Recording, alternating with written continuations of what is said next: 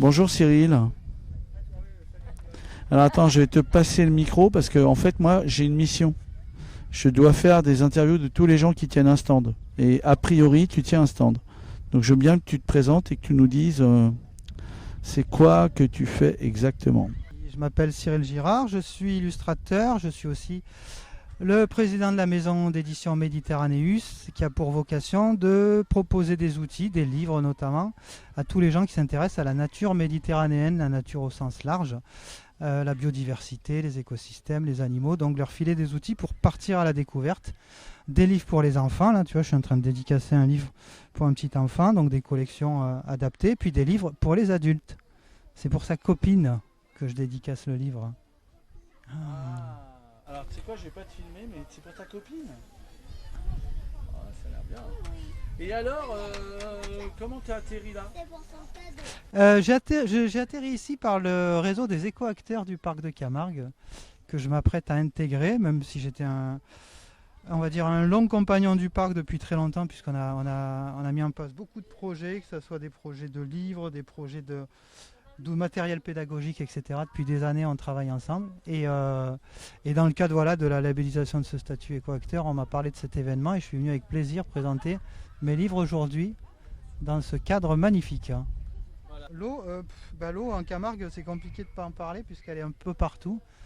Elle est là, elle a une fonction physique, elle a une fonction biologique, elle a une fonction symbolique. Elle peut apporter aussi bien la vie que... Enfin voilà, l'eau c'est la vie. Hein. L'eau sur Terre, voilà, ça vient de là. Peu de gens le savent, mais la plupart de l'eau qu'il y a sur Terre est d'origine extraterrestre. Donc on a tous des origines un peu extraterrestres. C'est ça qui est un petit peu magique dès qu'on déroule le fil de l'histoire de l'eau.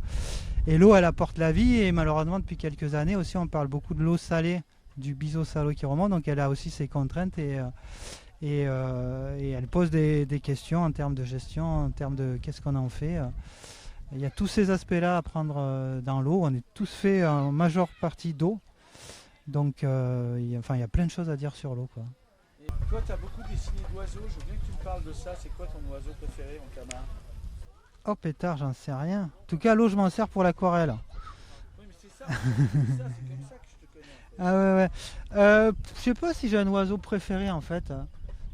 C'est bizarre, on a tous des trucs préférés et moi je suis vraiment un peu curieux de tout. Donc non, après j'aime bien les trucs qui sont pleins de couleurs.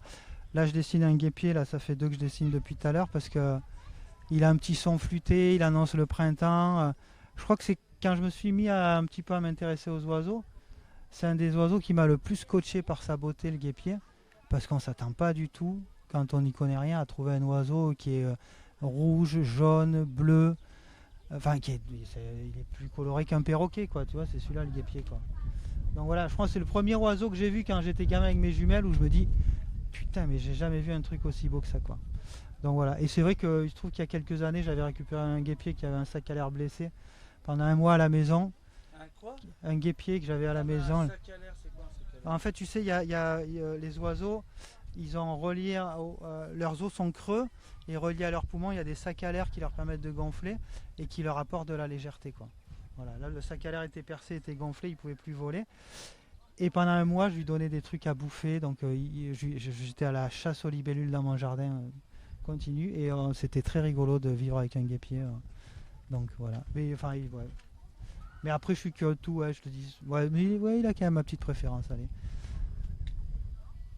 Est-ce que tu veux rajouter quelque chose? Non, à part que je sais pas quand ça va être diffusé, mais si ça peut donner envie aux gens pour la prochaine fois de venir passer la journée dans ce cadre magnifique, ça vaut le coup. Ben, écoute, Depuis ce matin, j'arrête pas de dire à tout le monde, mais qu'est-ce que ce site est magnifique, quoi. ouais, Donc, bien. non, mais je suis scotché. Donc merci aux organisateurs. Enfin, en tout cas, le site est dingue et c'est une agréable journée. Ah bah écoute Cyril, tu reviendras. Merci Cyril. Non mais tu reviendras. Tu verras. Bon, je vous dis salut et merci Cyril.